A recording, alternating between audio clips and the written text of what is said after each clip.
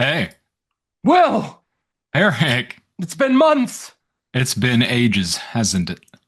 Welcome to the High Contrast Podcast. I'm Eric, I'm Will. and I might have just messed up the gain on my microphone by leaning too close to it, and now it's going to be fainter when I'm this far away. Yeah, but it'll catch up, right? It should. I mean, not if you go, it should.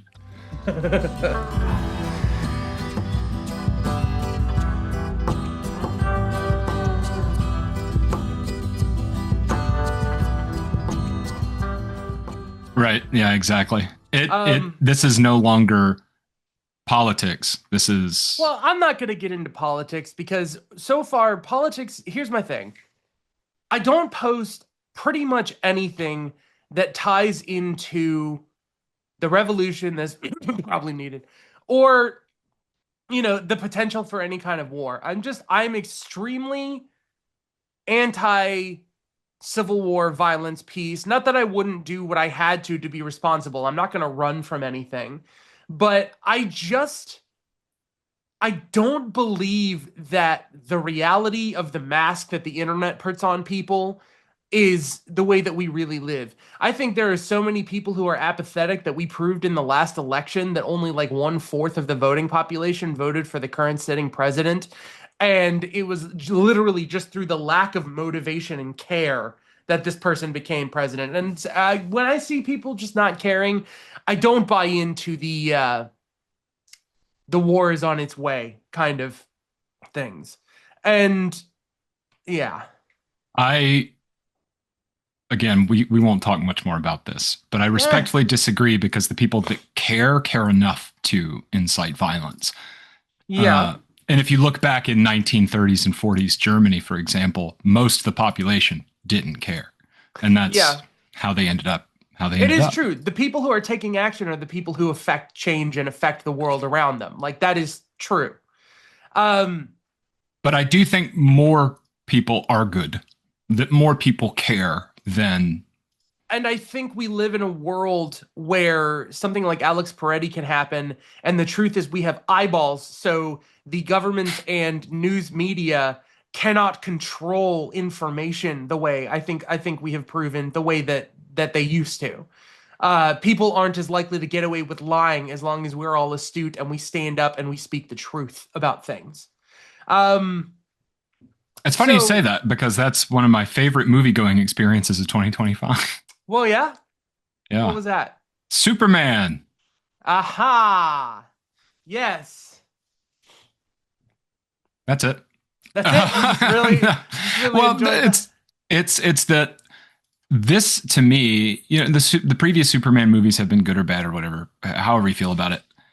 Um, I've been a huge fan of Superman. Good or bad or whatever. Yeah, I mean that's they. I barely pay attention to previous Superman movies. Um, but I've been a huge fan of Superman, cartoon Superman, and comic Superman my whole life Yeah. because he, in my opinion, is representative of if you have the power to do something, you should do something. Mhm. And this, and if you know what's right and wrong, you should do what's right. And this movie is the only one that really highlighted that, like as the point Mhm. of Superman. And I loved it. Um, I thought for sure David Cornsweet was a British guy doing an American accent, but he's not. He's an American. Um, Yeah. Nicholas Holt, on the other hand, is not. Yeah. That's why he was the bad guy because bad guys are British. I love that. I saw at least one behind the scenes interview of Nicholas Holt having to answer like a question. Like, I don't know if it was the lie detector thing that they do, but he had to answer a question because he tried out for Superman. Nicholas Holt did. Yeah. Where there are times, David Cornsett asked him, were there times that I was performing that you were thinking I could do that better? And Nicholas Holt is like, yeah. like, um, yeah, I loved them as a duo. The chemistry between them is so rock solid that the idea of a sequel movie where you do like a kind of overdone uh thing of there's a bigger threat, so the villain and the hero must now unite. Like it's Oh yeah. been so done, but I'm kind of so excited for that based on the characters and their performances in this one. But seeing Superman in a theater, yeah, was a pretty thrilling experience. I liked it better in a theater than I did on home video. Um, and it wasn't that the crowd necessarily did anything for it, but it's just I think it's big and bombastic and it plays really well for like a giant screen experience. I I think superhero movies, when there's a lot of care and craft and thought put into the individual characters and their abilities, and enough balance between the emotions that drive the characters and these unbelievable world stakes, and the action that is heavy for it being an action vehicle picture, like they're action movies.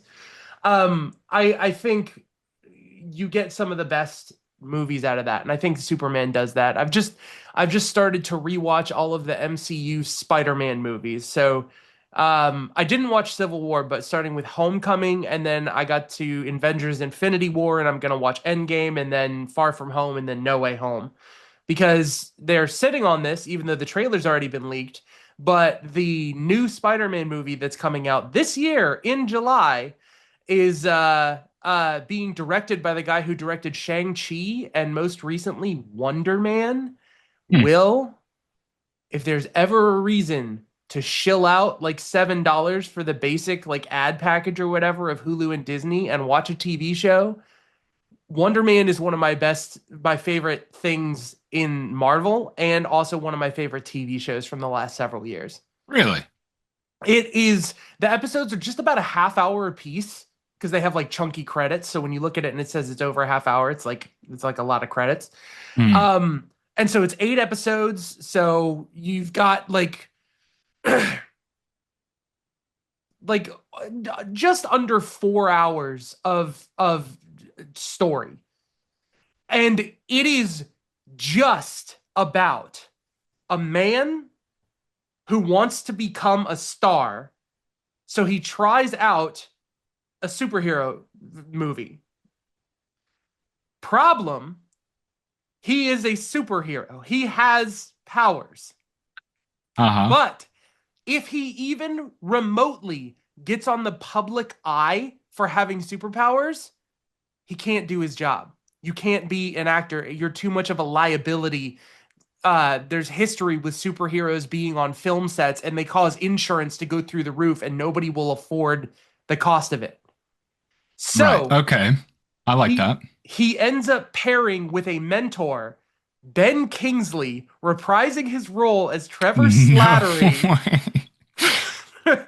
who was in Iron Man 3, of course, as the Mandarin, and who was in Shang-Chi, directed by the same director. And this director seems to have just picked up this character, Trevor Slattery, fell in love with him, and used him. And it is absolutely phenomenal. The chemistry between Yahya Abdul-Mateen II and Ben Kingsley is one of my favorite pairings of anything. Like it's so good. Um, so that's like one of my favorite watching experiences of 2026 so far. But yeah, my favorite theatrical slash movie watching experiences of 2025 are these three right here. My son finally got so excited about a movie for the first time that he asked to rewatch it and sat through it beginning to end both times. And it was A Nightmare Before Christmas. Aw. And it awakened so much of a passion in him that he started asking, are there books? Are there TV shows? Are there games? Is there another movie? Is there anything else about it? And that led my wife to be able to say, like, hey, there's this game where you kind of play more in the world called Kingdom Hearts. And he got into it watching videos. And we ended up being able to play Kingdom Hearts 1, Kingdom Hearts 2. Now we're working on Birth by Sleep before we start Kingdom Hearts 3. It has been an amazing family bonding thing. It's been incredible. Mission Impossible 8, that hits so hard. As someone who's been a fan of Mission Impossible ever since I think it was one of the first PG-13 movies I ever saw in my life, the very forced emotions of like it's all been leading to this. It all worked for me. I was a complete sucker. I was like there's this thing in D&D where you have to roll a saving throw sometimes to not get affected by certain things. Right. I voluntarily failed my saving throw to allow it to just like overtake my emotions. It was so good, and it was also so satisfying for someone to take a J.J. Abrams mystery box and be like, we're gonna open it." And and they gave a pretty good like high stakes answer to what it was, because J.J. Abrams directed the third one, and that's all about this doomsday device called the Rabbit's Foot. And Yeah. they're like, "What is it? Is it the anti-god? Is it like a doomsday device? We just have to make sure it doesn't get into the wrong hands, but you never know what horrible thing it could have been." Well, it was the AI that's in this movie. Like it like Huh. they like answer like, and it ties back to things. It's so good. And then obviously I was blown away by Sinners. I didn't even get to see it in IMAX, but the sequence where music transcends time, and it's that oneer that goes around until the juke joint burns down. Ooh. Also Rocky Road to Dublin. Be a fan forever. I Also, Jack O'Connell getting seriously offended as a vampire at the implication of being a clan member. Top tier. Uh, I may be a blood sucking piece of garbage, but I'm not a racist blood sucking piece of garbage. yeah, sir. Jack O'Connell, I really like, but that kind of leads us to our movie that we're talking about for the week. So I'm gonna let you talk about if there are any other movie experiences or anything that you have. I mean, Sinners was excellent. I didn't see it in IMAX either. I think it would have been transformative had I more transformative had I seen it in IMAX. Mm. That scene in particular, which if there's nothing else that you like about that movie or that scene is unforgettable. Hmm. I think it's there are scenes in movies throughout history that people always go back to be like, oh, you got to see this scene from the movie, like the thing, the blood scene, The blood or scene and the oh, clear the arm yeah, snap the open, defibrillator. the Yeah. head. Yeah. The bomb in the trunk of the car. I can't remember the name of that movie. It's Oh, an older Touch movie. of Evil. Touch of Evil. There was like all that tension of like waiting for something to happen because you know something's going to happen, but they don't. Yeah, Um, that comes from I mean that comes from Orson Welles, but it's like this classic Alfred Hitchcock thing that if you show two people talking at a table and they talk for 5 minutes and then a bomb goes off, your audience will be shocked and they will have a very brief visceral experience. But if you start the shot and you pan under the table and you show them that there's a bomb that will go off in 5 minutes, then you move to the conversation so you can't see the countdown. There will be dread the entire time because you never yeah. know when it's going to go off. Uh, whatever list one, I totally agree with that sentiment. Mm. I think dread is much more of an experience than Then a shock. shock, like Yeah. a jump scare. But the whatever top list of movie scenes that you have in your mind, I think that scene from Sinners in the juke joint, where, as you said, music transcends time. Mm. I mean, that's like one of the points of the movie Mm. is that artistry matters, like Yeah. that making art matters. There's a lot of other important things in there, Yeah. such as minority communities' spaces and Mhm. infringing on those spaces. I think is like the biggest, boldest, like most overt statement. But I think that one shouldn't be forgotten. That art matters. Other than that, I saw Weapons, and I liked it a lot. That was a good theater experience. There was a lot I of great reactions, great laughs. Alas, I did not see it in the theater. Oh man. But The the only scene. downside, too dark. Couldn't see a thing going on in that movie. Another great thing about seeing it in a theater, the whole room is dark. Everything is clear. I've heard complaints actually from theaters of people saying it was too hard to see things as if it was shot that way. But our theater must have been lit. Like there's this theater that opened up near us. It used to be where the old Regal Cinema is in a city near me that I don't want to be specific about. Right. But it got turned into this thing called an NCG cinema. That relocated to where an old Carmike cinema used to be. Mm-hmm. And when they relocated, they opened this special theater that's like heavy into their audio design called Klipsch. Oh yeah, And yeah, yeah. That's a uh, speaker manufacturer. yes, and the guy who works at the theater is this incredible guy. Once saw me sitting and watching a movie while the theater was like virtually empty, and was like, "Hey, do you want to see an audio demonstration of how the Klipsch theater is? Oh You're my about to god. watch it." And I was like, "Yeah." And he showed me the preview for Tron Ares. He showed me like the audio demonstration previews of things. He showed me the trailer for F1 with like the Formula One racing like. Oh, Uh, that the ooh, engines and the tires, the road yeah, noise and everything. Yeah, I that bet dude that was rocked my world a incredible. little bit. It was crazy. But But uh so there's you said the scene in Weapons, and I'm curious what scene you're talking about. the front door of Alex's house opens. The mom begins to hobble out towards the Oh, door the as Julia hair, Garner is asleep. the hair scene. Yeah. She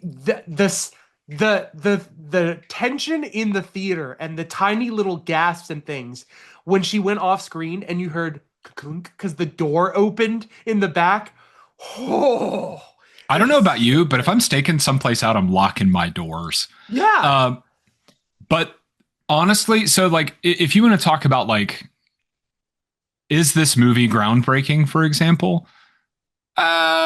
It's a really good horror movie, and I don't know if it's groundbreaking because like the structure of the movie was really cool, but it's been done. You know, it's like Rashomon, I think, is a movie that's structured like Rashomon that. is different takes of the same story where the story Oh, changes okay. based on who's telling it. Gotcha. So Um, this is breaking up the action based, and that's kind. It doesn't change this the is story, but you are Pulp seeing it. Fiction if it was all about one story.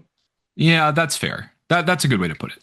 Um, but there is one moment where I have not felt such a visceral feeling in a movie in a long time, Mhm. and it may not be what you expect. It is when Han Solo, whatever his name is, arrests Oh, that guy. Alden Einrich. Okay. He arrests that guy and he's like, "You don't have any needles in you on you, right?" And he's like, "No," and he goes through his pockets and he gets pricked by a needle, and he like, you think he's gonna like faint, Uh-huh. but then it cuts to like in front of them, and he punches the guy under his jaw, Yeah. and the sound, the shot, everything was just so visceral Yeah. that I was shocked. Like when he punched that guy like that, Yeah. I was just like, oh my god, I haven't seen something like that in a movie before. Yeah. And it's such a minor thing but it made such an impression. Weapons, I don't think we did an episode on weapons, and I think it might be worth doing a whole episode on. Maybe. Because I have a huge affinity for Trevor Moore, and by all accounts, this is Zach Kreger's movie that he started writing out of the sense of grief of the sudden absence of his close friend in his life. Wow. And that's why there are several references in the movie to their history with the whitest kids you know, including the multiple hot dogs on the tray. That's like the first example.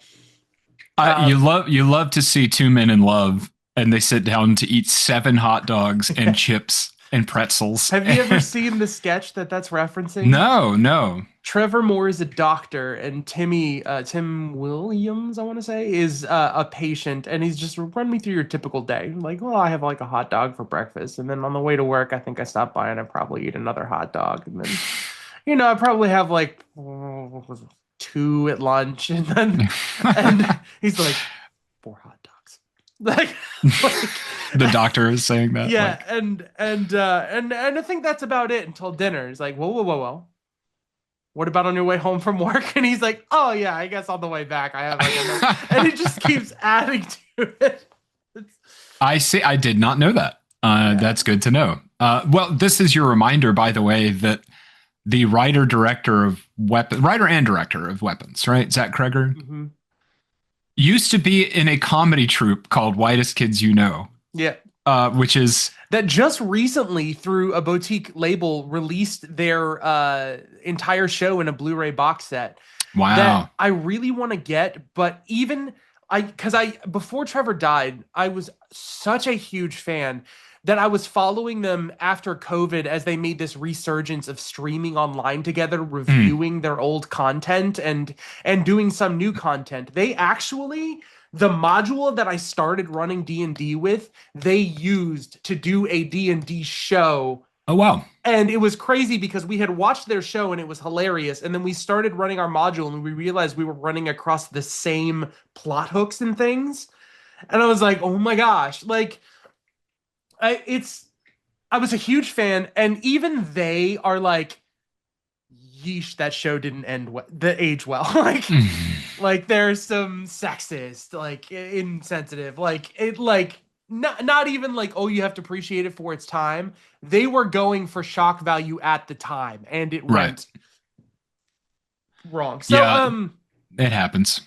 yeah, so I debate about whether or not to get that, but like I like, because I was a fan of them, I have Miss March sitting on my shelf, which Zach Kreger and Trevor Moore co-created. So before Barbarian, it was Miss March, man. Yeah, which is pretty good, by the way.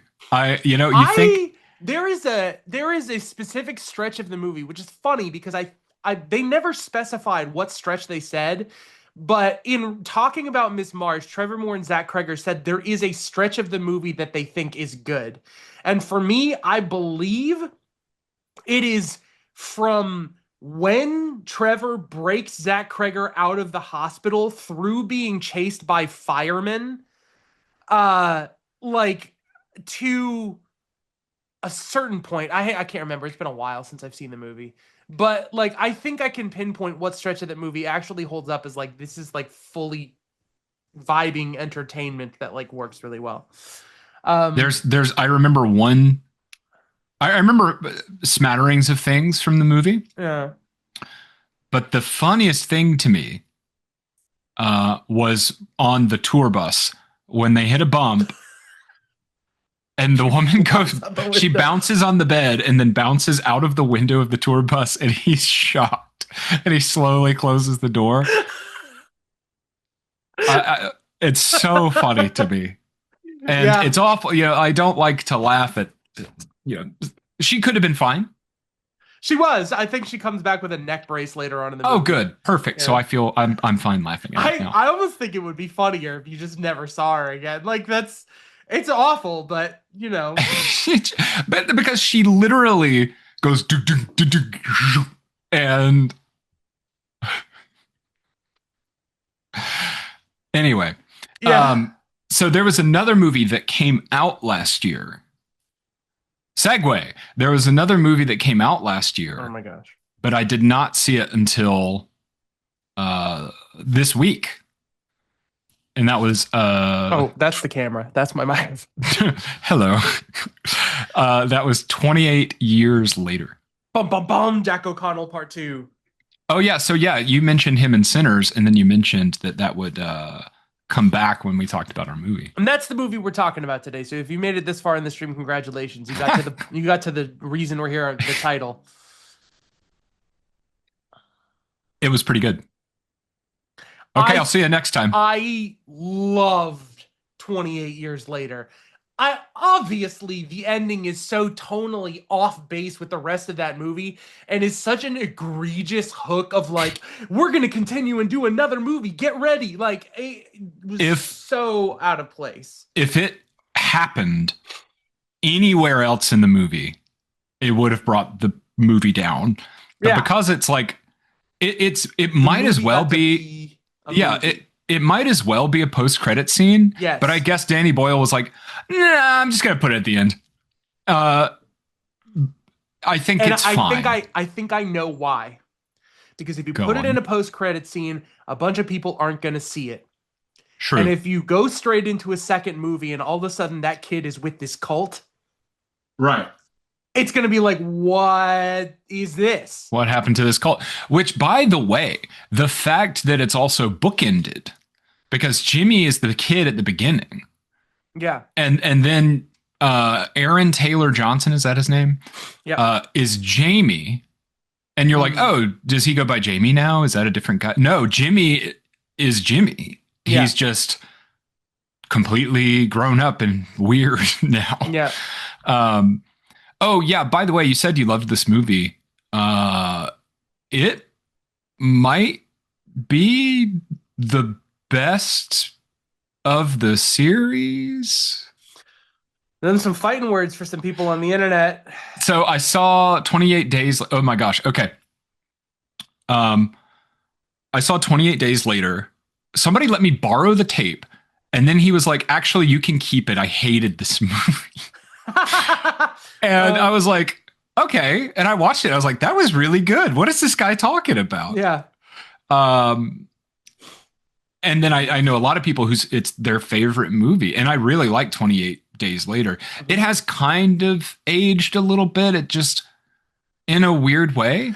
Well, it's the first movie because Danny Boyle was such an advocate for digital filmmaking. Right. It is the first movie shot entirely with 1080p cameras, Right. I like remember digital that. cameras to get different stuff. So that's the That's not what I movie mean. has this fuzzy lower Oh, okay. Yeah, that's true. resolution kind of look all over it. I just meant like it's hard to place exactly because you could argue that not a lot happens Hmm. in this movie. There's a few like big moments, Yeah. like when he wakes up, uh, when they decide to leave and trek off into the wilderness and see what they can find, and they get a flat tire. Yeah. That is one of the scariest moments in film. I think is them changing that tire. Hmm. Um, and then there's when a character gets blood dripped in his eye and he gets infected. That was so awful. That broke my heart. I love that guy. I'm not gonna say it. A spoiler for a 25-year-old movie or whatever. Yeah, but I then they meet the Doctor from Doctor Who. Christopher Eccleston is the bad guy. Yeah. Uh, and then he was the bad guy in Gone in 60 Seconds, the remake. He was the I bad don't. guy in Thor: The Dark World. He was, yeah, but you couldn't like he was an elf. You Yeah. couldn't really tell that was Christopher Eccleston. Yeah. Um, but then here's the thing. This is why I hesitate to say that 28 Years Later is the best in the series because I watched 28 Weeks Later one time in the movie theater during a thunderstorm and the power went out and my windows were open. So my car was full of water. And so I don't generally associate that movie with a good time. But I remember Also, it being pretty good. the movie is deliberately not a good time.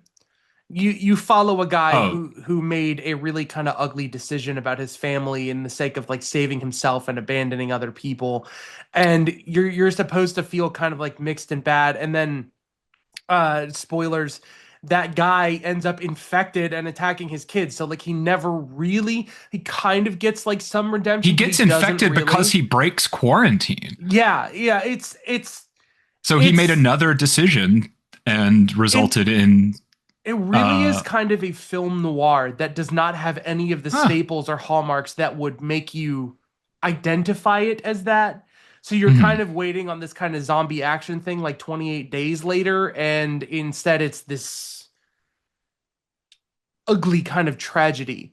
And so for what it is, I like it as a well-made movie that does interesting things, and you have to reset expectations, but that requires a lot of work.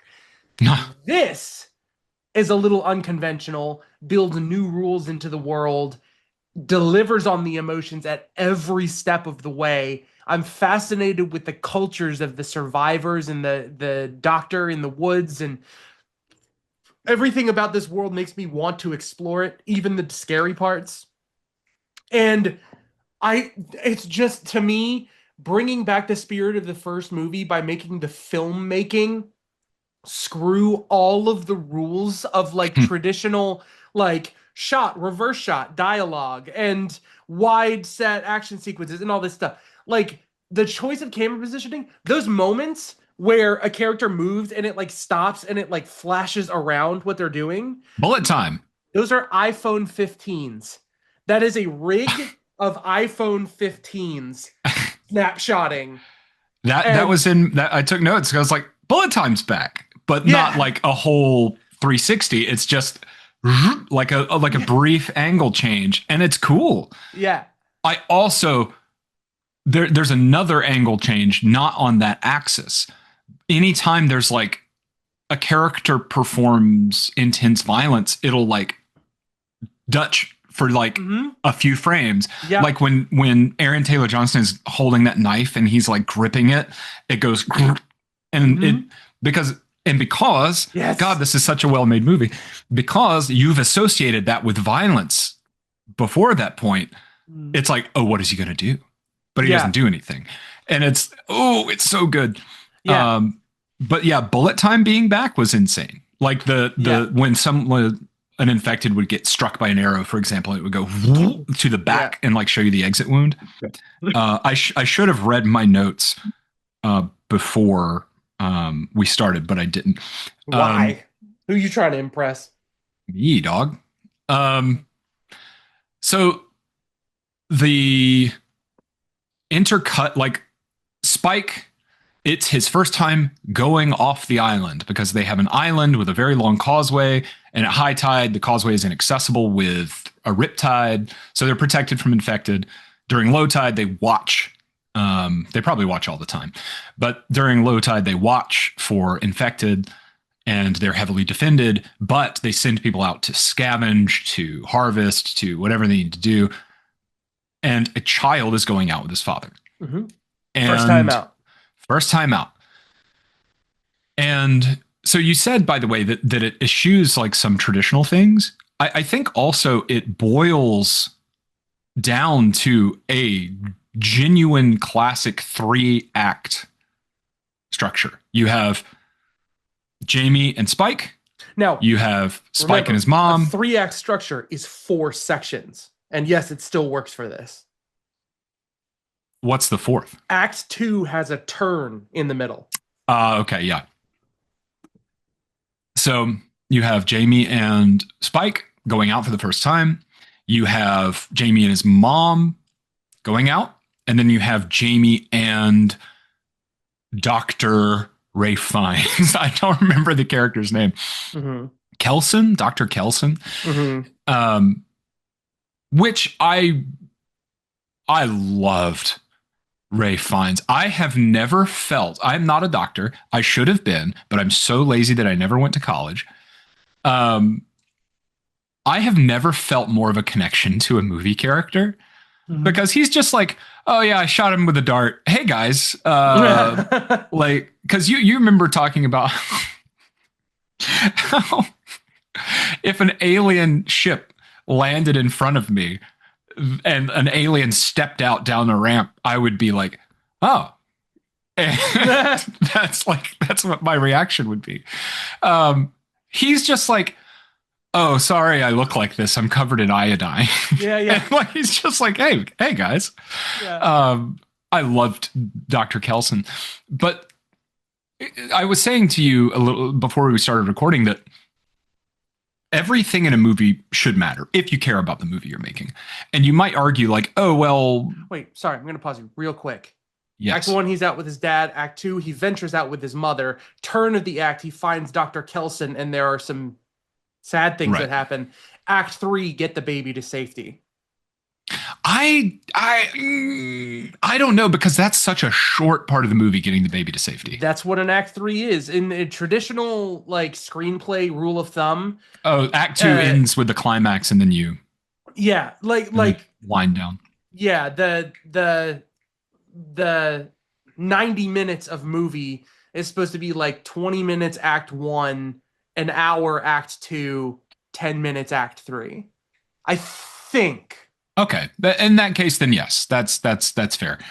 And the movie is just under 2 hours, and honestly, it doesn't waste a single bit of it. And so I thought, oh well, the adventure with his dad doesn't really matter. No, it shows the world that they have to deal with and the stakes. Oh well, Eric. Sorry, no offense, Eric. Eric doesn't matter. The Swedish guy. But he does because he illustrates like, oh yeah, this is a smartphone. Like he's like, Yeah. the rest of the world is fine. Like the rest of the world has moved on. He's like, yeah, this is my smartphone. I'm just stuck here and I can't leave. Like I'll get shot if I try to leave. Like Yeah. I'm stuck here. Thanks. And it never feels to me like the movie was like trying to get you somewhere and it took like a strange path to get you there. It always felt like it was like, and then I want you to know this, and then I want you to know this, and then I want you to know this. And yeah. So I also loved the soundtrack because a couple of things. Boots, I think it was used in the trailer. Rudyard Kipling, yep. Incredible. Rise. Like intercutting like rise. Intercut with like medieval warfare, like shooting arrows and showing that you have to regress. Those people had to regress to that. And all of the shots in red showing like the almost culture of the infected, which is not culture per se, but is like they have a leader, and that's strange and weird, and it's all red, and I love red's my favorite color. And that shade of red in particular is amazing. And I wanted to tell you, I know we don't want to get into like the full story details and spoilers and everything. Oh my God. I would change mine, but I have a green screen behind me so that it would just mess up. It would just mess up my green screen if I changed mine. So I know we don't want to get into like story details. First time out goes badly. They have to sleep out there in danger, and then they run back, being chased by an alpha infected, and they're larger and more durable as you might expect. And they have to run back to the causeway and cross the causeway at knee water level. And then the alpha shows up and starts chasing them. They did such a good job showing you the stakes, explaining what an alpha is, explaining like how dangerous things are, explaining how dangerous the water is on the causeway when it's not fully open. And then it's like, okay, and now they have to run across it. I wear an Apple Watch. My high heart rate alert went off when they were running down the causeway. I was so invested. I was like, and the thing is, it's the same way I felt when I saw Interstellar. Yeah. During the docking sequence. No Time for Caution. Yeah. Because this is not an adaptation. It is a sequel, but it's not about any of the characters from the previous one. You don't know what's going to happen to anybody at any time. They may kill off the kid. They may kill off Aaron Taylor Johnson's movie, because we've seen now most of the shots from the trailer that aren't about Ray Fiennes. Right. They could kill off Aaron Taylor Johnson, and then it's the kid's movie. Right. Probably not going to kill both. Probably not. And they don't kill either of them, spoiler, but they sure make you guess, like, is this what's happening right now? And boy, it got me. I was invested. My heart was pounding. And I was at home. I was sitting on the couch taking notes. Like I was taking notes, and I was like, oh my God, oh my God, oh my God. By the way, I know I'm doing most of the talking here, and I apologize if there's anything you want to say. It. All right. It'll have to wait until after this is what I was going to say. At the party, so like there's this scene where like they're going to sleep out in the wilderness in an abandoned house. Meanwhile, they're preparing a party for his big return, and you're like, oh man, they don't know if he's coming back, but they're going to prepare the party anyway. But there is one person at the party standing in this, like more or less the center of the room, wearing a mask with bleeding eyes. Yes. And to me, I was like, that's there to remind them he may not come back. That is an interesting take on that. There are a few things that happen in the movie that I'm kind of like, what was that? What did that mean? Like, why are we doing this? To me, that person was there to like, by the way, you're all ready to celebrate. He may be dead. And I'm here to be a somber reminder that death is around every corner out there. That's a beautiful take on that. That's Oh, thanks. interesting. I cannot wait to rewatch this movie. I've only seen it in theaters the one time, which is part of the reason why I'm so excited to hear you talk, because you're refreshing all of the things Oh, for cool. me. Yeah. So then Spike's mom is sick with an undisclosed, unknown illness. Hmm. And he learns that the fire he saw on the horizon while he was in the wilderness is a doctor. So he's like, oh, I can get mom help. So he absconds with his mom without telling anybody to the Yep. mainland. And they have an adventure. And I think that's probably all the story I'm going to talk about. The only like criticism I have is the scene after the really sad stuff where he climbs up to the top of the tower. Yep. And then Samson just shows up and it's like, oh, now they're running. It's like, wait a minute. What? I feel like I missed something here. And it's like, oh, they have to hide in that hidey hole. And it just seemed so abrupt. That's the only criticism I had is like there should have been a little more, a little substance in there to like to patch it together. This is the one thing, though, that I have to kind of go back a little bit on what I said about them trying to set up things for later. Mhm. Um, because I now know from watching the trailers for the Bone Temple that that relationship between, you're talking about the Alpha, right? Yeah, Samson, Samson and Dr. Kelson. Kelson is so much more about his research. Like he's engaged with him specifically, that they sort of know each other in a way that the zombies can't usually target people, but he does. Right. And I think it's pretty telegraphed from the trailer. This isn't a spoiler unless I'm right and I don't know it. Yeah. But I think Samson is the first person that gets cured from the virus. Oh, interesting. Because he shoots him with something and he gets up close to him, and you can kind of see in the trailer that the red is leaving the guy's eyes, and he kind of touches him on the shoulder. Mm.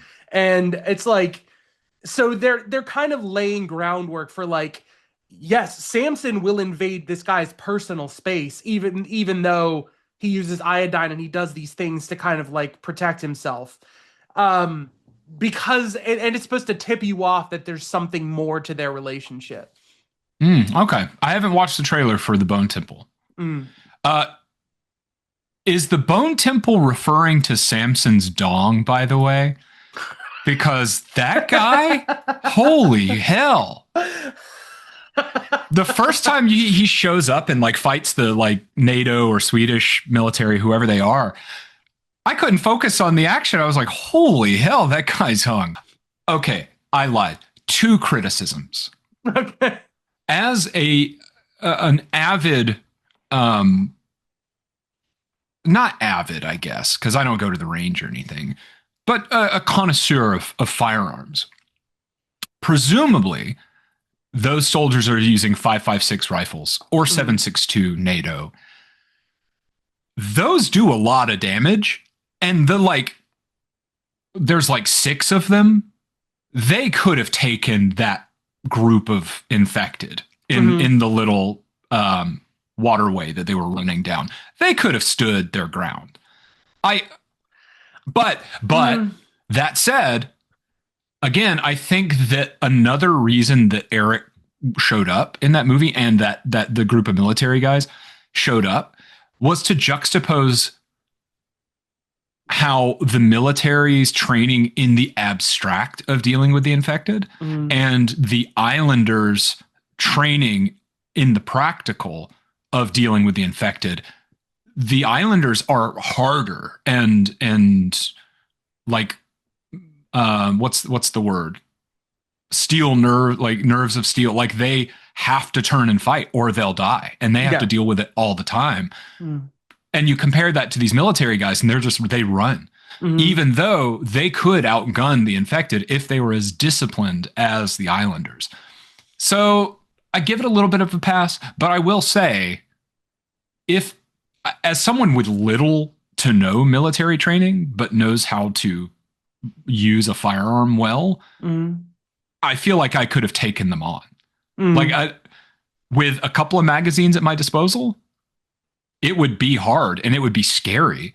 But That's the thing though. Sometimes in the middle of the throes of having a lot of experiences and action set pieces over 3 movies of dealing with these infected, you feel like you have a certain knowledge base about it, but you always have to remember it just takes one scratch. yeah, no, I get it.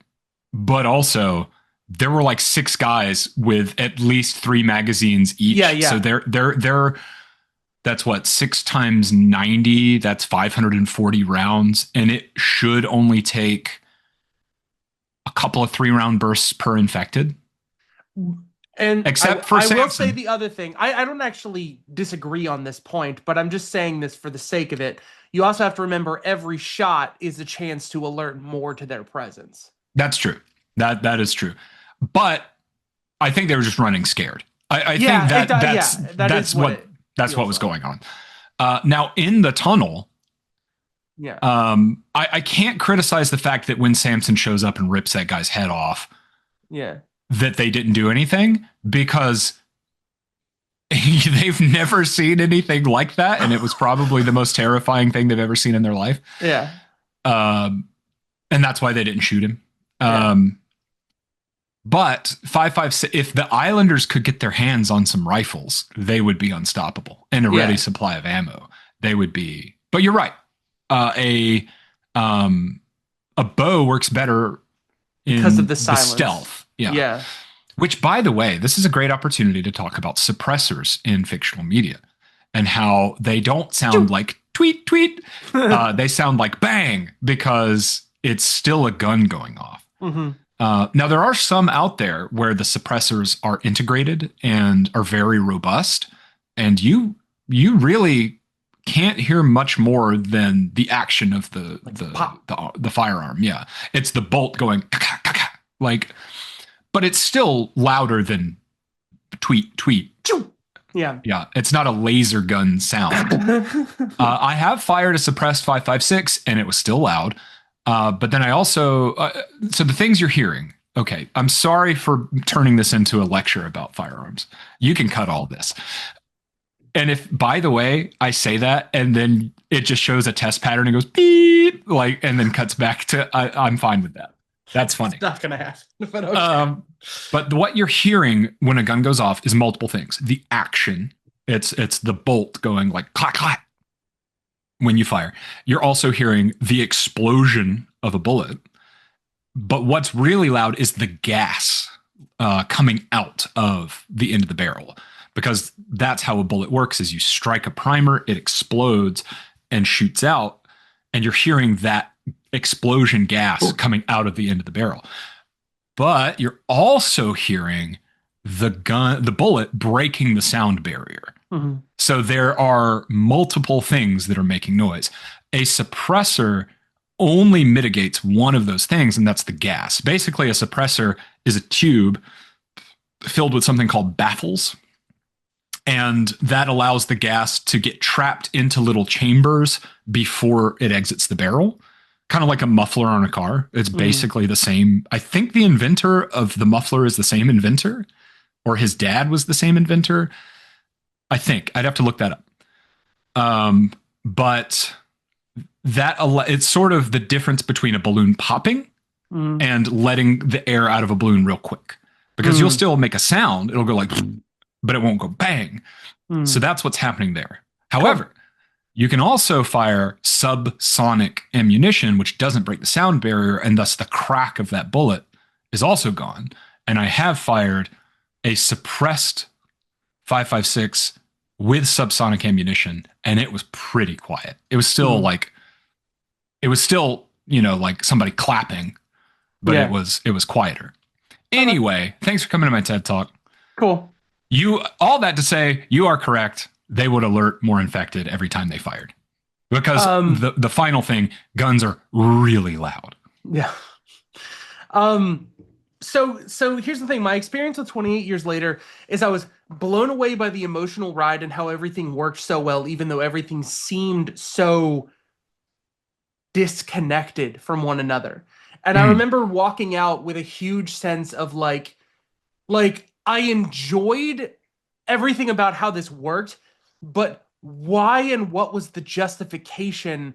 This is what I thought at first. What was the justification for the baby subplot in the movie? Yeah.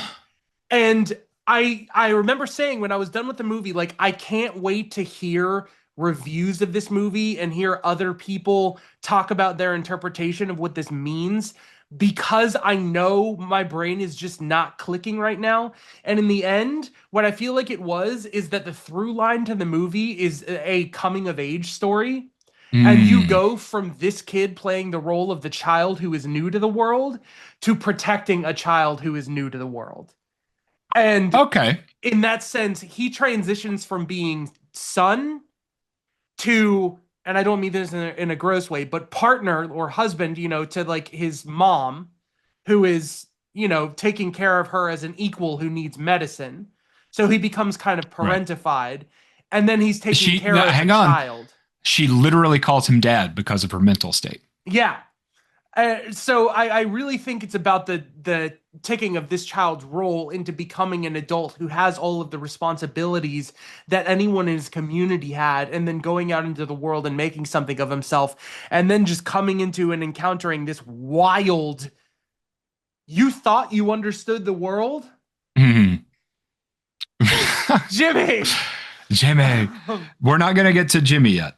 I do think it's important that the infected giving birth to a child that is not infected is very critical to the understanding. And I would guess, you mentioned Samson being cured potentially in the trailer. Mm, I would guess because they bring that baby to Dr. Kelson, he says the magic of the placenta. mm, And that may kick off like him thinking, oh, well, that could have something to do. I could come up with a cure based on that. mm, That could be how he learns to cure the infection.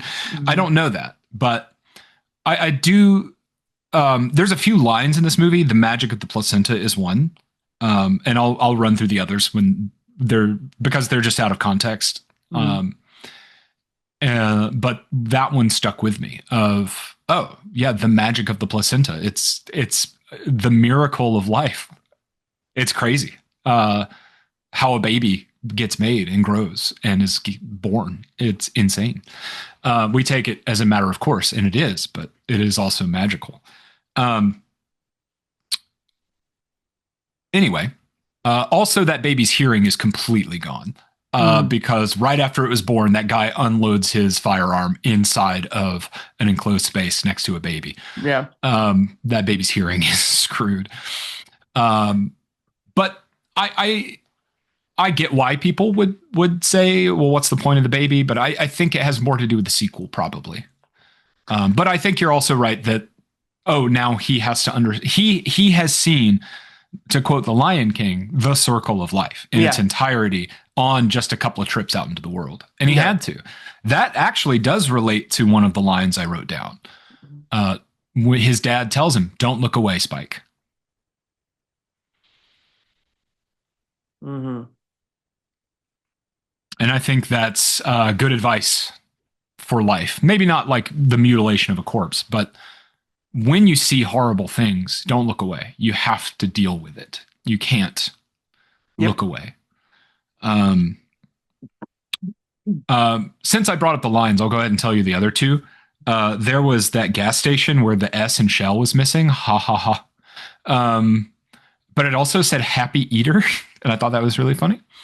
Um, the other one is um, or there's two more. Memento Amoris. I love that. I've never heard that. I've heard Memento Mori my whole life. But Memento Amoris, you must love. Remember, you must love is so good. Uh, oh, this one got me. I'm going to try not to get too emotional. Even though it's okay to be a man and be emotional, by the way. Yeah. It's when Spike goes to the party and he Ralphs and goes back home, and his like grandpa or uncle or the avuncular figure in his life, whatever their relationship is there. The older guy taking care of his mom. And Spike is expressing like, oh, the party was kind of like it was kind of silly. It was fine, I guess. Dad was telling a bunch of lies. And he's like, "What are you talking about lies?" He's like, "Well, he's talking about, you know, all these things I did like I'm a hero."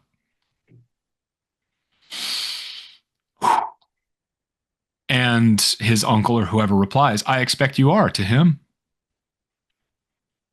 Yeah. Yeah. Man, that got me. Um Also, one more criticism: fire is really hot, even if you're underneath it. Um, Okay. that explosion in the gas station, Yeah. Yeah. you would still be burned being under the fire that of the gas. Anyway, that's not a criticism. That's just me, literally, because I went to Harry Potter World and the dragon breathes over your head. He's a good like 50, 60 feet above your head. Hmm. It felt like I was in an oven from there. Wow. So fire being like this far from you is still going to Oof. burn. Yeah. Anyway, okay, I'm done. Thank you. Yeah. No problemo. So let me crank through critics critique. I this is another movie where because I had heard such divisive reactions, I almost don't care about other people's opinions because it felt Mm, like I just had this personal takeaway. But let's see, what do we usually start with? It's not IMDb, it's not Metacritic, it's not Rotten Tomatoes. It Letterboxed? is Letterboxd Oh is no, the last one. Cinema Score? Cinema Score.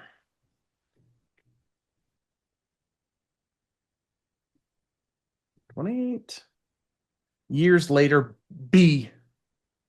Man. I get it. Yeah. Um, it.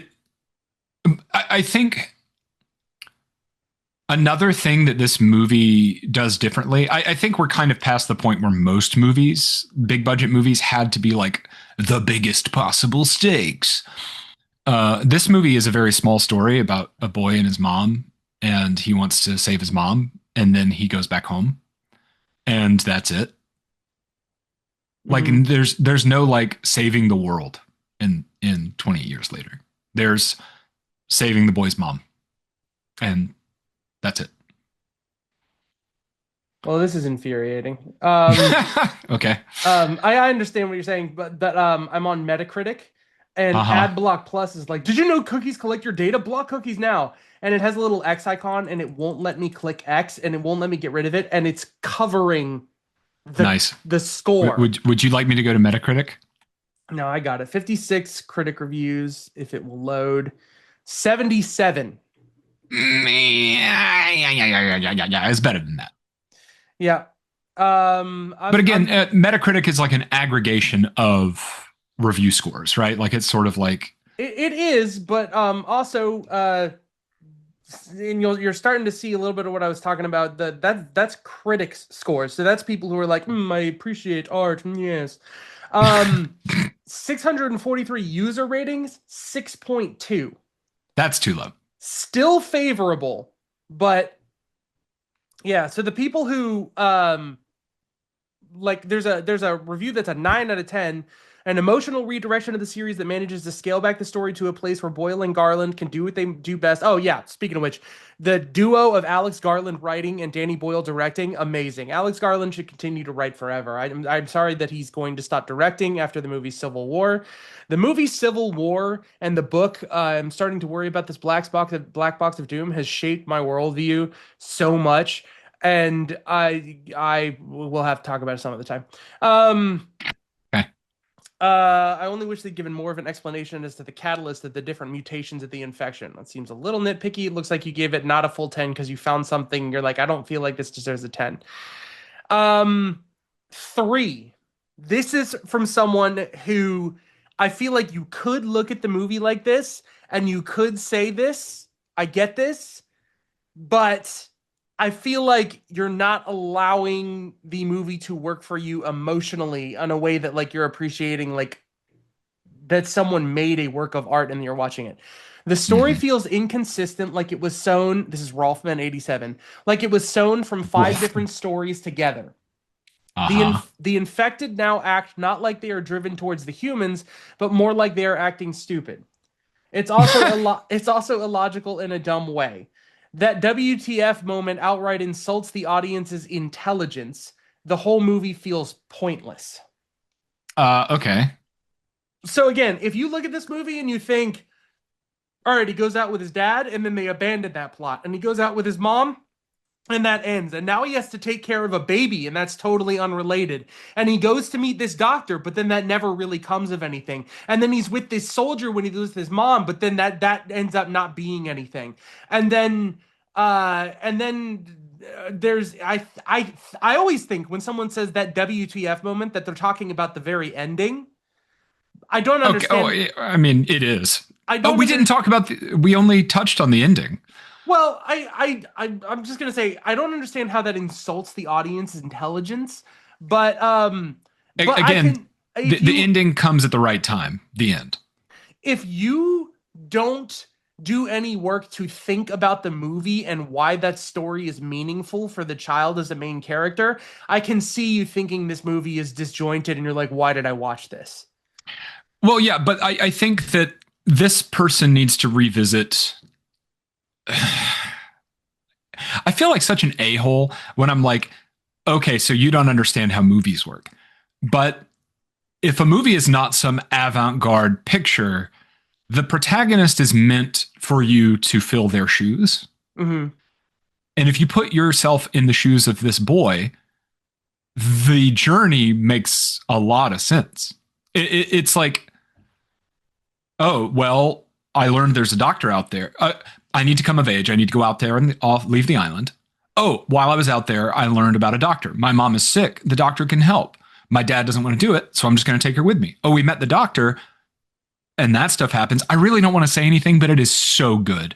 It is Yeah. such a good moment in that movie when he's basically, uh, I can't, but it's so good. Mm-hmm. The scene with the doctor and him explaining what he believes is going on. God, it's so good. Yeah. Bedside manner. That's like he, in my opinion, is a good doctor. He's telling it to her straight. He's not holding anything back, but he's being gentle and he's Mm-hmm. being kind.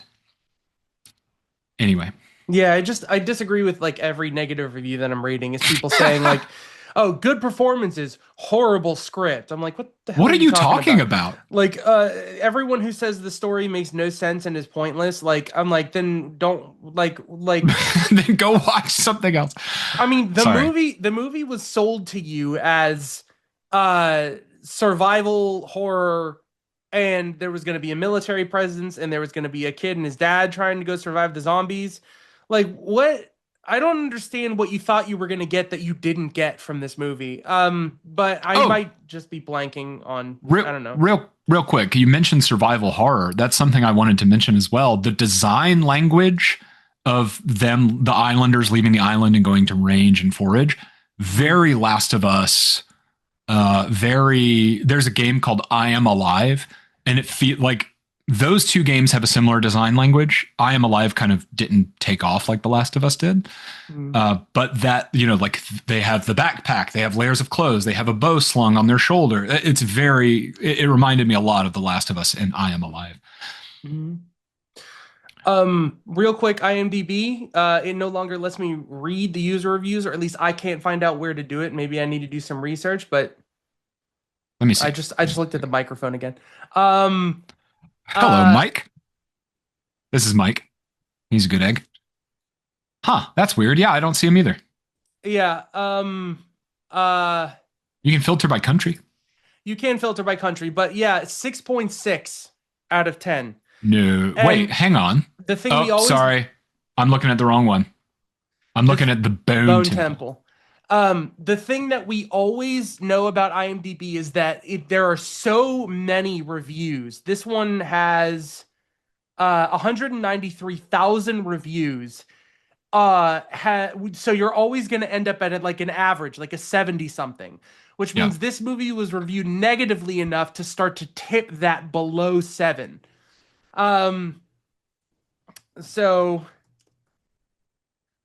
Rotten Tomatoes. That's a real shame. It is better than a 6.6. Absolutely.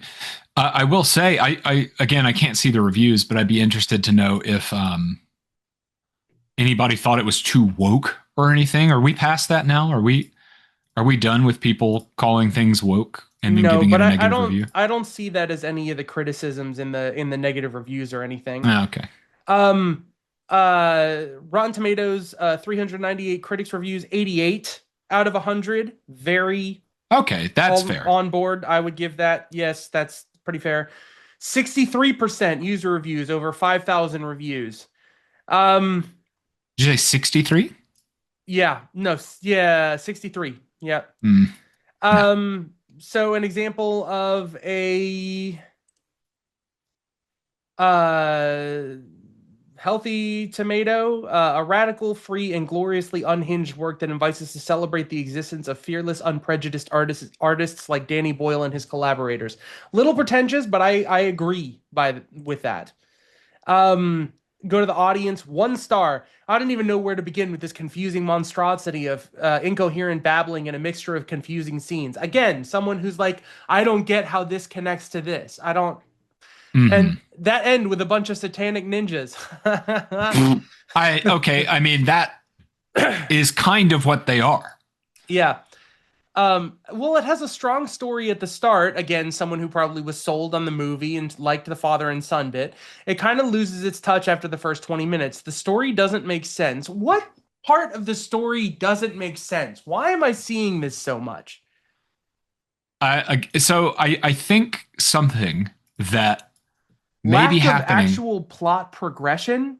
I think something that may be happening is the story is so simple that people are expecting something more complicated, and then they are upset that it is not more complicated. I don't know, man, because if I also hate when people just call out plot holes because they feel like they don't understand why they saw something and they don't try and connect like a purpose to the visual. Um, like that we see zombie dick being waved around more than characters being progressed. Like, Not true. There is an equal amount of both. yeah, I don't understand. I don't understand. Like, if the whole point is you're watching, like, what you should know by the end of the movie, you're watching the child, grow with these fixed figures around him. Like, how do you miss that? Like, I don't know. Uh, Yeah.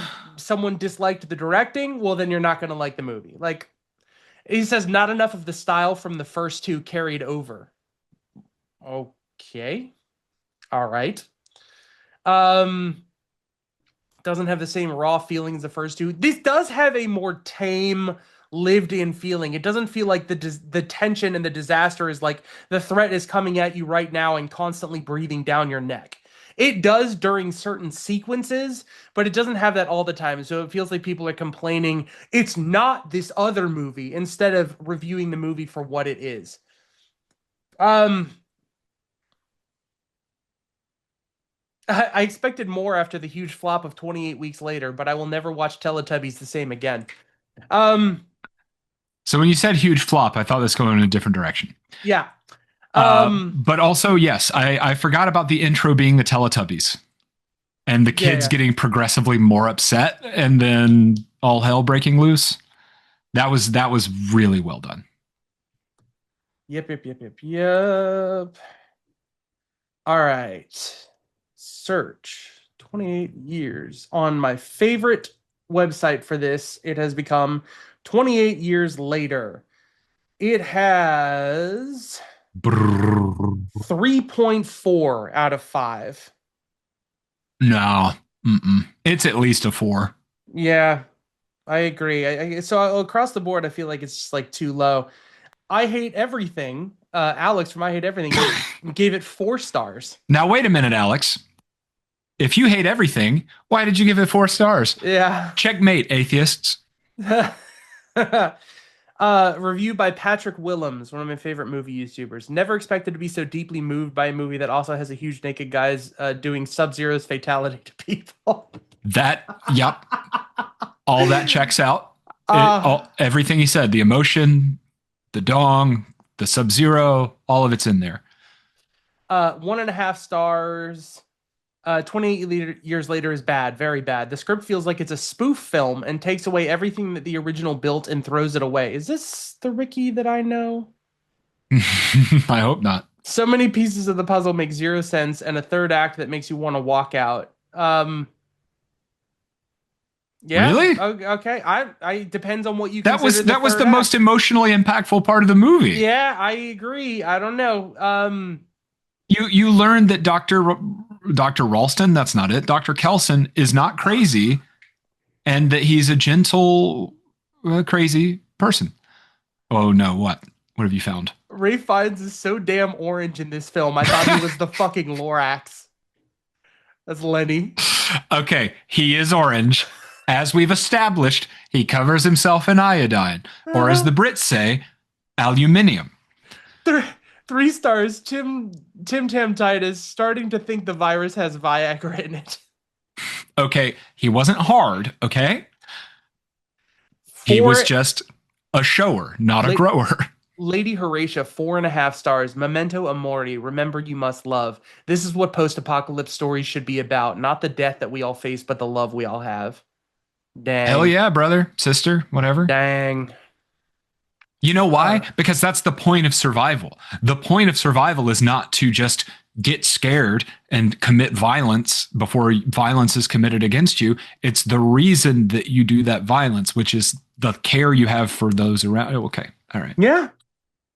A All right. 100%. So generally disagree with the critics' consensus and think this movie is much better. And I would encourage people who did dismiss the movie as not making sense to, since you already have the pieces of the movie set in your mind and you already know what's going to happen, rewatch the movie thinking about the ending and the middle as you're watching the beginning and thinking about the relationships of the characters and watching the growth of the child. Because I feel like there's so much to get out of the movie that if you didn't get anything out of it the first time, you were in for something rewarding if you tried again. Yeah. Uh, I,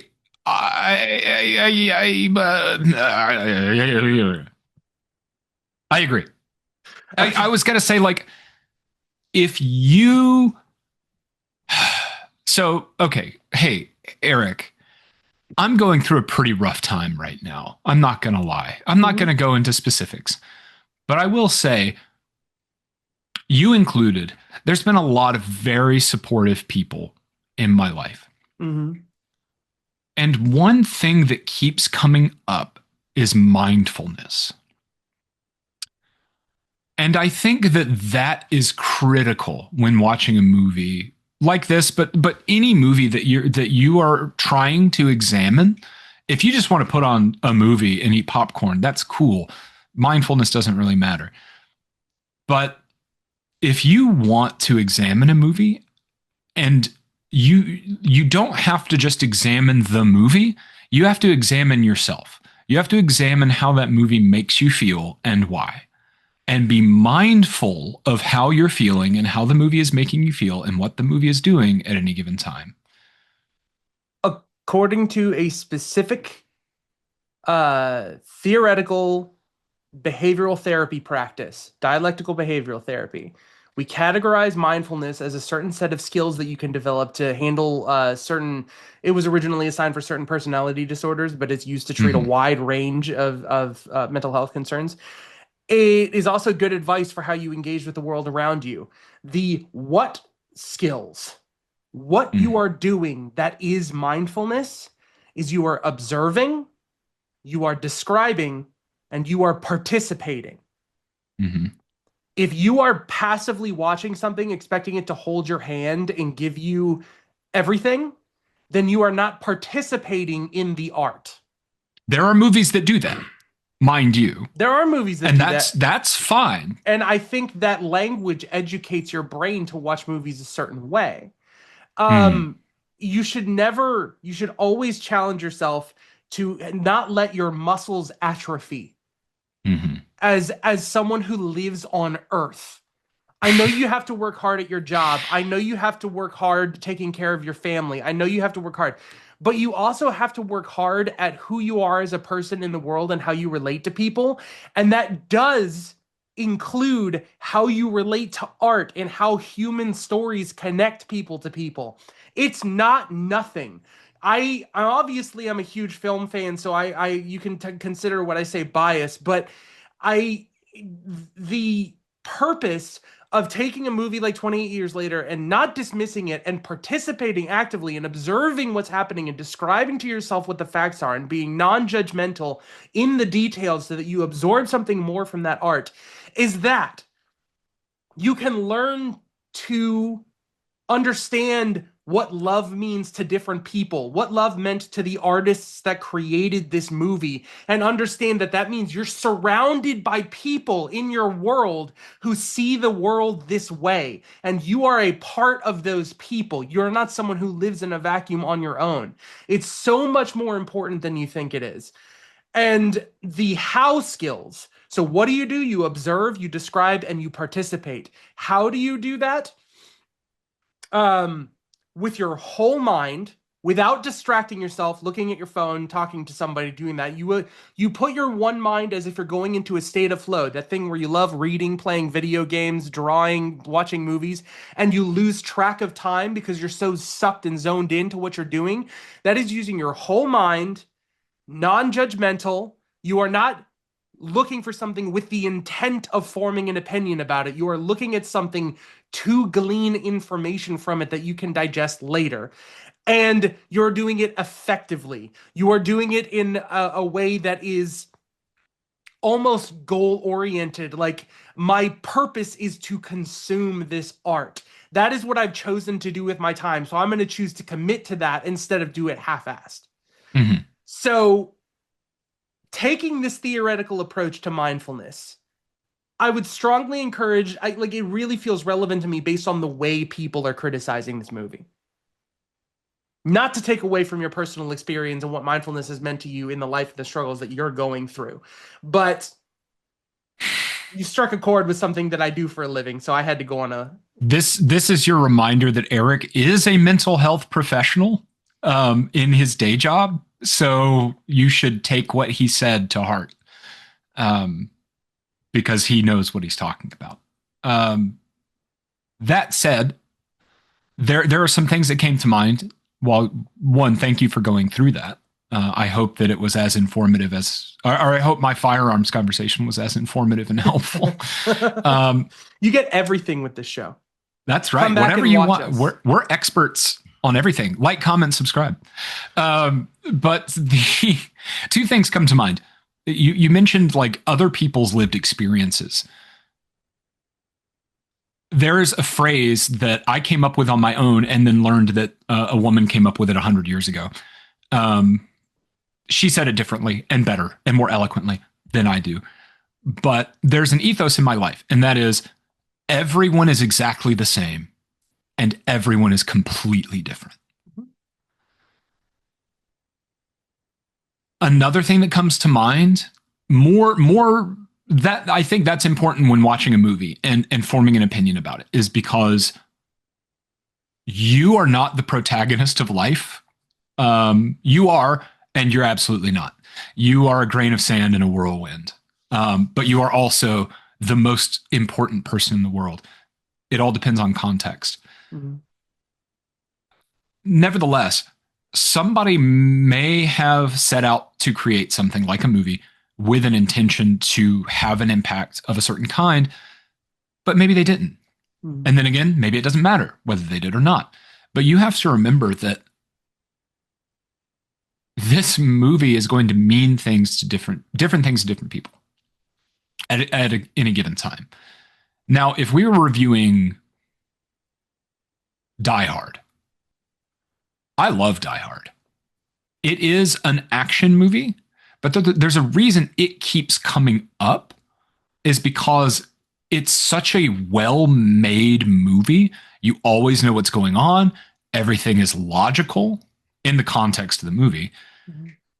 And you always know what everybody's motivation is, why they're doing the things they're doing. Everything is set up before it is action.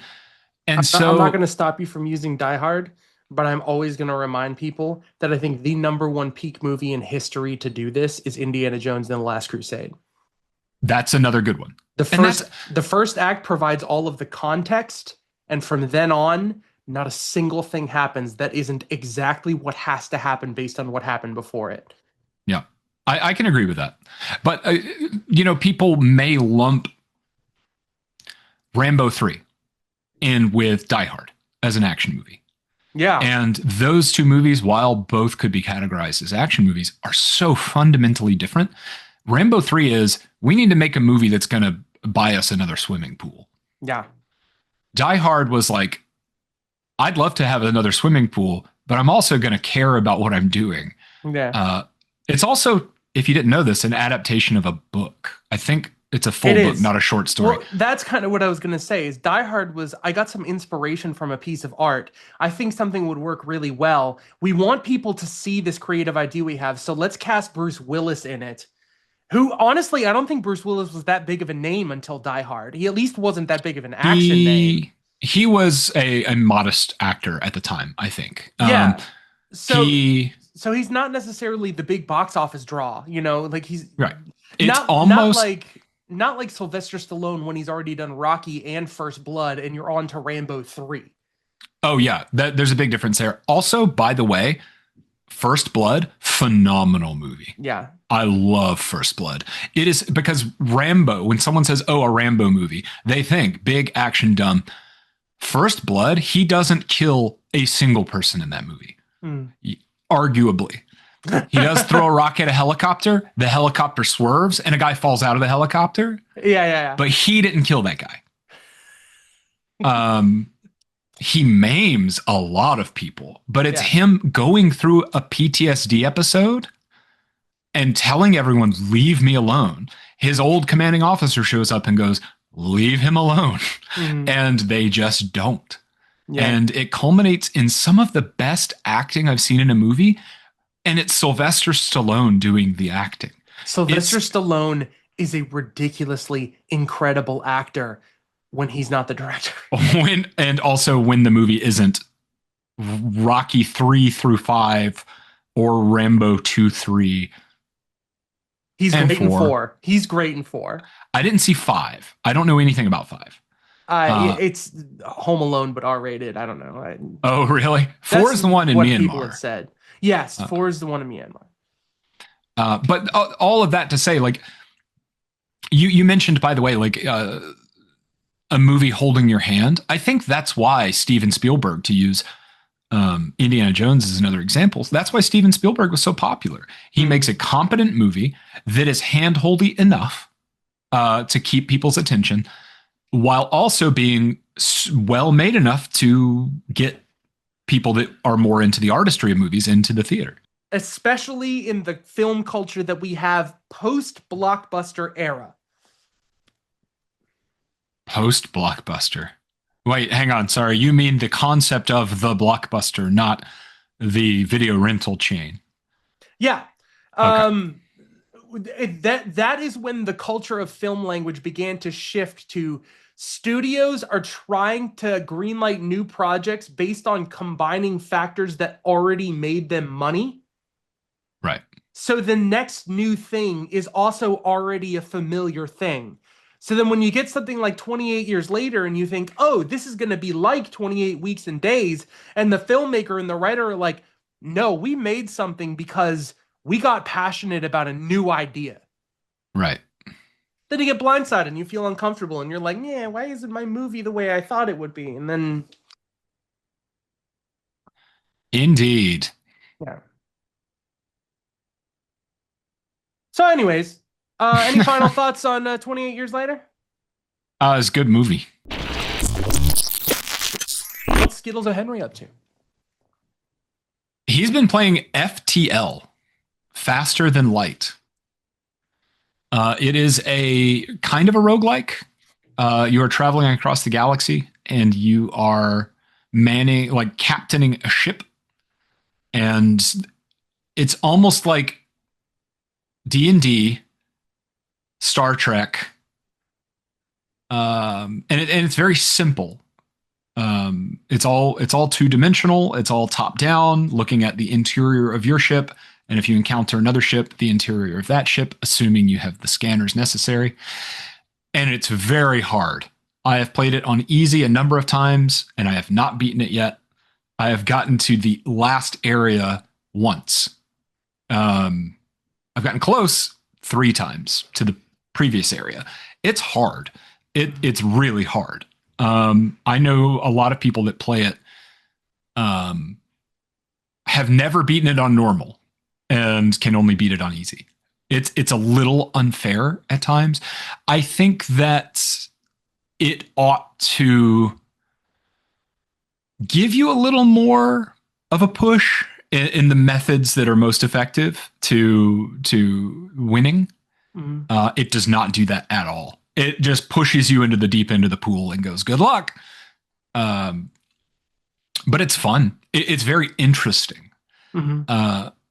The furthest I've gotten is choosing to upgrade my weapon system instead of my engines and shields. So that's interesting. It is the best adaptation of Star Trek that has nothing to do with Star Trek at all. I like it a lot. And shout out to Sarcasm and Shots on Twitch, twitch.tv/sarcasm and shots, who gifted me the game on Steam. Who was like, "Oh, have you ever played FDL?" And I was like, "No, I've never played it." And then I got a message that was a Steam key. So thank you, Sarcasm and Shots, for that. And it's good. I like it a lot. It is easy to lose several hours in FTL. Mm-hmm. However, I also played a game that impacted me emotionally for a number of reasons. It resonated with me personally for, again, a number of reasons, and that is Queer Man Peering into a Rockpool.jpg, which was a very post-COVID game about rebuilding the world around you after disaster. And it hit me on a lot of levels.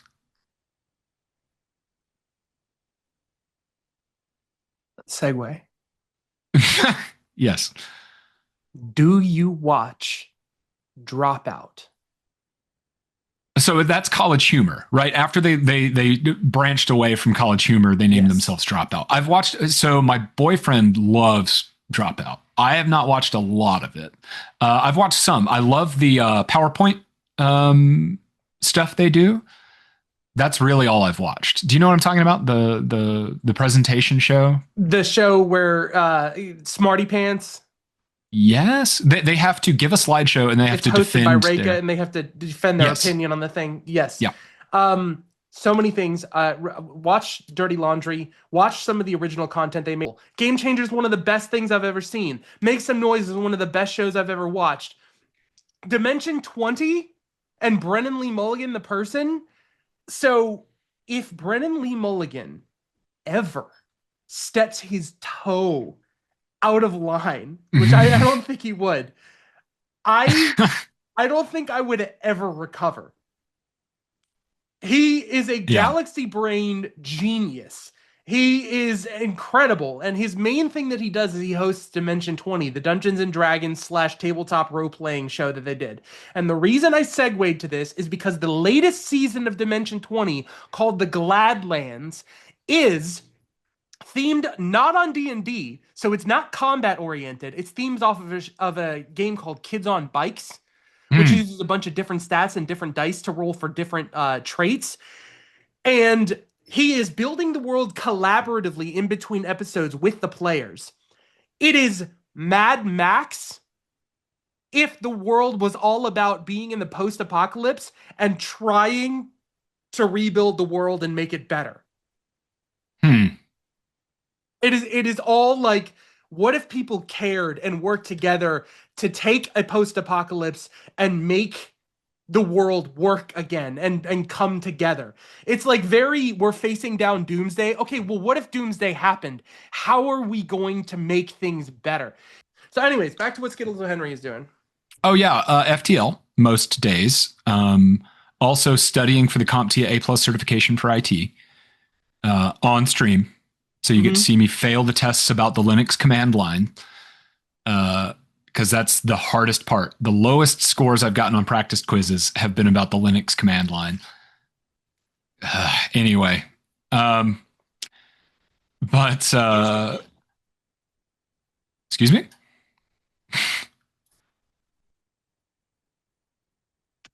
I don't know what you kids are up to, but I do know one thing. Laws are threats made by the dominant socioeconomic ethnic group in a given nation.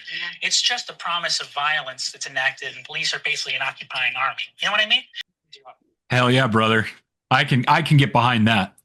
If you don't know, But I hey, am not. Again, I am severely. I think it is really hard to take a stance of anti-violence when my entire life it has been nothing but anger and the desire to beat bullies in the face who have treated me badly. here's the thing about anti-violence and pacifism. I think it's important in a vacuum to not harm anyone else. However, I will defend myself and the people I love till the end of the earth. Yeah. Anti-violence does not mean I will not be violent when someone attacks me. Yeah. And who boy, I will be. Yeah. Anyway, and if you don't like that, stop watching this, as we said earlier. Well, if you don't like that, listen to me. I also would never let any harm come, especially to my wife and child. Never. Like, I will fight tooth and nail to the end of the earth. But always, the onus of the responsibility of the violence is on the person who onset the violence. I don't buy into the bullshit that they try and sell you through the Saw movies that, well, you could have escaped, so it's your fault that this person died. Like, You no. were mean to a waiter 6 years ago. What is your problem? No. In my opinion, if we live in a blood war, the people who survive are going to be the people who fought the hardest, and they are going to live in the hell that they created for themselves. Yeah. And there is no winning. I've talked before. I don't think it was on here. I think it was somewhere else. I talked before about defending yourself. You know, as I said, I know a lot about firearms, and I'm well versed and relatively well trained when it comes to the use of them. I forgot what I was going to say. It had something to do. What did you just say? Remind me. The hell on earth is created by the victors of war, and there's no winning. Yeah, I forget. It seemed important though. Oh well. It just editor, roll that back. That'll remind me. You. No, it won't because that's later, and I won't be able to remind myself until I watch it. And I'll just comment under the video, I guess. Yeah. When I'm like, oh yeah, by the way, damn, what was I gonna say? Jesus. Oh man. I was gonna say.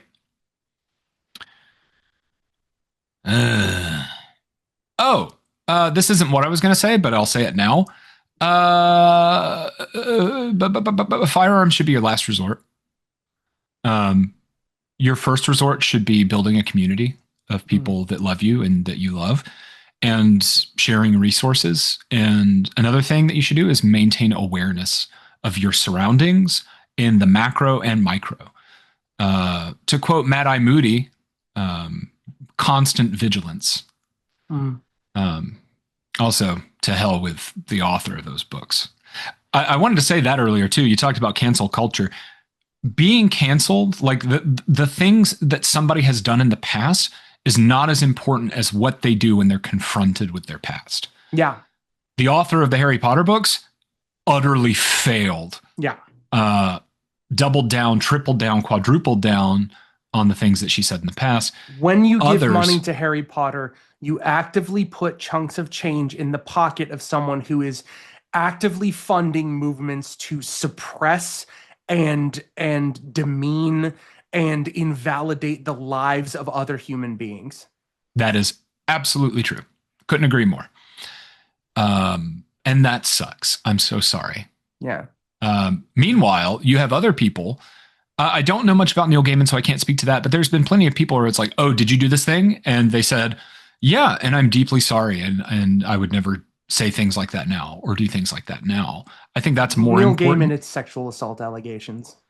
I figured. So it's like That's a shame. It's like even if you say you're sorry, even if you say you didn't do it, it's like you have to believe the victims. And Right. you know, the scary thing about that is if in this situation where I'm going to give it this amount of credit.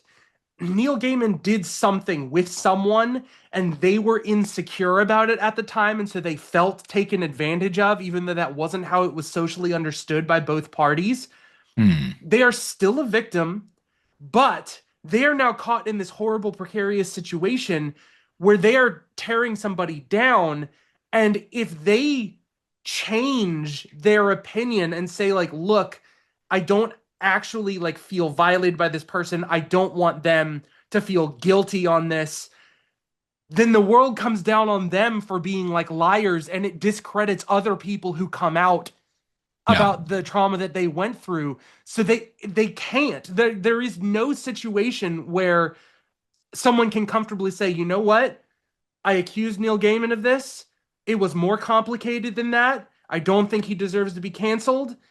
You can't do that. So all that has to happen is Neil Gaiman just has to continue to be respectful about this situation, continue to try to do his work, and just,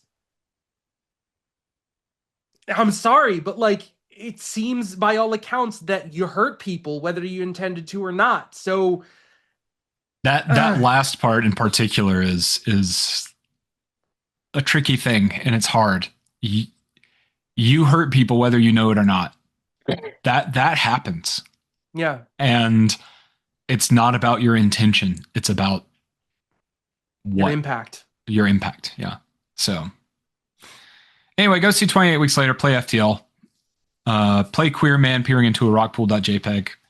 It was an excellent story about rebuilding. You're not on the macro level rebuilding the world post-disaster, but really rebuilding your life is really what it's about. And that's one of the reasons it resonated with me so much. Yeah. I had a stinger that I was going to end on, and I can't remember. I do remember what it is. So, Will, have you ever actually seen the Alex Garland Civil War, and have we talked about it? We've talked about it. I have not seen it. Well, next month I'm going to be watching Iron Lung, so we can talk about Iron Lung. Iron Lung. I've played that game like 3 or 4 times. I love that game.